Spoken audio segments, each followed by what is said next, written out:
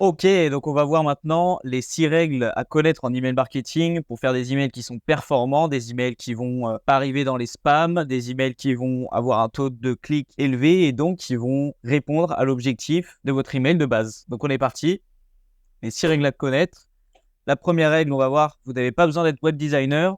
Alors on va pas prendre des choses qui sont super complexes. Effectivement, au mieux vous êtes bon en web design, au mieux les emails vont paraître complexes et personnalisés. Mais en fait, en appliquant les règles, les 5 autres règles à respecter, en fait, vous allez pouvoir faire un email qui va être très bien, très efficace. Et en fait, il n'y a pas besoin de faire des designs de malade mental, malade mental. Il n'y a pas besoin de faire des copywriting de fou. Donc, on va juste voir en fait les 5 règles à respecter. La première, vous n'avez pas besoin d'être un web designer. Attention, point. Vous n'avez pas besoin d'être un web designer pour faire des beaux emails ou pour faire des emails tout court. Il n'y a pas besoin. Et au contraire, plus c'est complexe, plus on essaie de faire complexe sans s'y connaître. Et plus ça va être un cafouille, ça va paraître un petit peu faux en fait. Donc autant faire simple. On va voir justement les règles. Donc la première règle, avoir une structure fixe avec un pré-header, un header. Donc qu'est-ce que une structure fixe? Voici un premier email. Hop, premier, deuxième. Donc ça, c'est un même email qui a été découpé en 3. Et en fait, ce qu'on remarque dans l'email, donc ça, c'est tout en haut, on ne voit pas, il y a encore 2-3 trucs. Donc, mais dans le premier, en gros, voilà. Ensuite, on a du contenu. Ensuite, on a encore du contenu. Ensuite, on a un petit peu de contenu. Ensuite, on a pour la carte. Et ensuite, on a le reste de l'email. Qu'est-ce qu'on voit? C'est qu'en fait, la structure fixe, elle est toujours la même. On a un pré-header tout en haut avec la barre qui va apporter des informations marketing. Par exemple, là, on est sur une réduction avec un code. Ensuite, on a le logo. Donc ça, toujours, c'est des choses qui peuvent en fait à chaque email qui ne bougeront pas logiquement. Ensuite, on a le contenu et ensuite, on a le call to action. Ensuite, on a un petit peu plus de contenu. Mais en fait, la structure de pré-header et de header avec le logo va toujours être la même en fait. Il va y avoir le pré-header, le header. Donc le pré-header peut être aussi en dessous du logo. Donc ça dépend. Et ensuite, on va avoir du contenu. Après ce contenu-là, on va avoir un pré-footer qui va aller rediriger les gens, qui va les ralentir la lecture et les rediriger vers d'autres informations, vers d'autres produits, des choses comme ça. Et on a le footer avec la désinscription, les logos. Donc ça fait un peu partie du pré-footer. Ça devrait faire partie du pré-footer. Donc je descendrai juste la barre un tout petit peu. Mais en gros, voilà, le pré-footer, c'est ça. Et le footer, c'est toutes les informations légales et les liens de désinscription. Ensuite, on a le above the fold. Donc en deuxième, qu'est-ce que le above the fold? Le above the fold, en fait, c'est que ce soit sur PC, que ce soit sur mobile, ça va être en fait la partie de l'email qui se voit juste en ayant ouvert l'email sans scroller en fait. Le above the fold, c'est la partie du coup de l'email qui est vue sans avoir besoin de scroller et c'est super important. En fait, on peut voir sur les deux, super important qu'on a donc on a le pré-footer, le logo, du contenu qui répond à l'objectif de l'email et qui permettent de comprendre directement de qui ça vient et voilà. Et ensuite, on a le call to action et tout ça, c'est visible avant tout ça, c'est visible avant même d'avoir à scroller.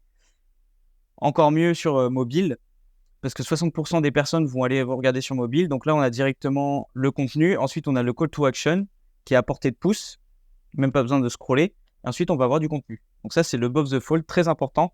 Il faut avoir quelque chose qui identifie en fait l'objectif de l'email et qui vous êtes. Donc là, c'est un abandon panier, donc potentiellement, what the fuck is IPL, donc ils apprennent sur le produit, ils en apprennent plus sur le produit. Et ensuite, on a le bouton de call to action directement. Ce qu'il faut faire, en fait, c'est mettre le bouton call to action, idéalement en above the fold. Ou si vous mettez une image, il faut faire attention à ce que l'image, elle est bien un lien. On va voir au niveau des images, on va voir ça. Mais voilà, il faut qu'il y ait des informations importantes, les informations importantes en above the fold avant que les gens puissent scroller en fait. Ensuite, on a l'omniprésence d'un call to action. Qu'est-ce que ça veut dire? C'est qu'en gros, si on revient avant, on peut voir qu'à chaque fois, en fait, on a un call to action. C'est pareil sur mobile. À chaque fois qu'on va scroller avec une longueur de pouce, on va avoir d'autres call to action qui va permettre en fait de toujours de facilement d'aller sur le site juste en cliquant. Donc, il faut que les call to action sont omniprésents, donc les liens. Et ça peut être soit avec des liens hypertextes, les liens qui sont soulignés, soit avec des boutons, voilà, avec des boutons, ou soit avec des liens sur les images. Comme ça, on est sûr d'avoir un taux de clic le plus fort possible. Aussi, quelque chose que j'ai envie de dire sur les CTA, c'est que c'est un CTA un call to action, un appel à l'action, un lien, un objectif par email, un seul. Par exemple, si votre email, c'est un email d'abandon de panier, il faut que votre email ait qu'un seul objectif, c'est récupérer le panier avec un seul bouton. Enfin, un seul, ça peut être plusieurs boutons, mais l'objectif du bouton va être le même, c'est de récupérer le panier. Faire attention parce que plus on augmente le nombre de call to action, plus en fait la personne elle va être confuse et il faut que l'email soit super simple. Il faut que ce soit vraiment super simple comme on a vu avant. Là, on a 2 lignes, un texte qui nous fait comprendre ce qu'on a. Ensuite, on a un call to action direct.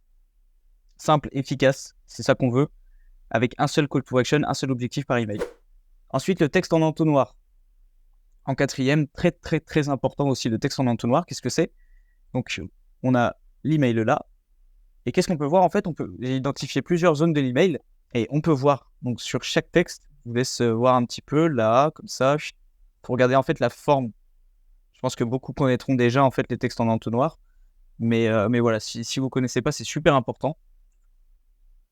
À chaque fois, en fait, on a plus les textes descend, plus ça descend en ligne, plus le texte est raccourci. Donc, en fait, ça fait une sorte d'entonnoir qui va aller vers l'appel à l'action ou alors vers le contenu suivant. On peut voir qu'ici aussi c'est pareil. Oh, hop là. On peut voir qu'ici aussi c'est pareil. Là, ça descend. Ici, là, ça descend. Et ça permet en fait de lire. On a le titre qui va là et ensuite ça descend. Et là aussi, à chaque fois, en fait, même ici, ça descend tout le temps. En fait, ça facilite la lecture de manière inconsciente et ça emmène les yeux vers le call to action. Et ensuite, on a l'optimisation des images. Il faut absolument que vos images, elles soient optimisées. Donc, on a la super mascotte de Tiny PNG qui est l'un des optimisateurs d'images les plus efficaces au niveau de l'algorithme gratuit en ligne.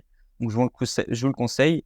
Et au niveau des images, il n'y a pas besoin de faire plus de 600 pixels. Les emails, ils vont être ouverts. Ça ne va pas être des fonds d'écran. Donc, faites au minimum. Les images, moins de 1 MB, 1 mégabit. Mais c'est pareil, là, il faut que vos images elles fassent le minimum du minimum. Et aussi, idéalement, il faudrait que toutes vos images aient un lien pour justement augmenter le CTR, ce qui va non seulement vous aider à vendre plus dans vos emails ou alors à emmener plus de personnes vers l'objectif que vous voulez faire, mais ça va aussi permettre d'augmenter votre trust au niveau des serveurs d'envoi, étant donné que ça va augmenter votre délivrabilité, étant donné qu'il y a plus de gens qui vont cliquer dans l'email, et donc vous allez avoir un CTR, un taux de clic qui va être élevé, et ils vont se dire que du coup, l'email est performant, les gens sont intéressés parce qu'il y a un haut taux de clic. Donc, n'hésitez pas à mettre des liens dans tous les emails. Donc voilà, j'espère que vous aurez appris quelque chose. C'est super important de respecter ces 5 règles. Et donc, la 6e règle qui était le côté briser les croyances limitantes. Il n'y a pas besoin d'être web designer. Si vous avez une bonne structure qui ne change jamais avec le pré-footer, le machin, si vous avez du texte qui est bien foutu, si vous avez des call to action en above the fold qui vont, les appels à l'action en above the fold qui va permettre de directement, la personne elle a juste à ouvrir l'email, elle comprend, hop, elle clique, elle n'a pas besoin de chercher plus loin, étant donné que 95% des gens vont soit ouvrir l'email, soit le quitter, soit cliquer. Donc voilà, si vous avez un texte qui est bon, donc voilà. Donc n'hésitez pas à mettre un petit like si ça vous a aidé. Et on voit du coup l'étude de cas sur les prochains emails dans la prochaine vidéo.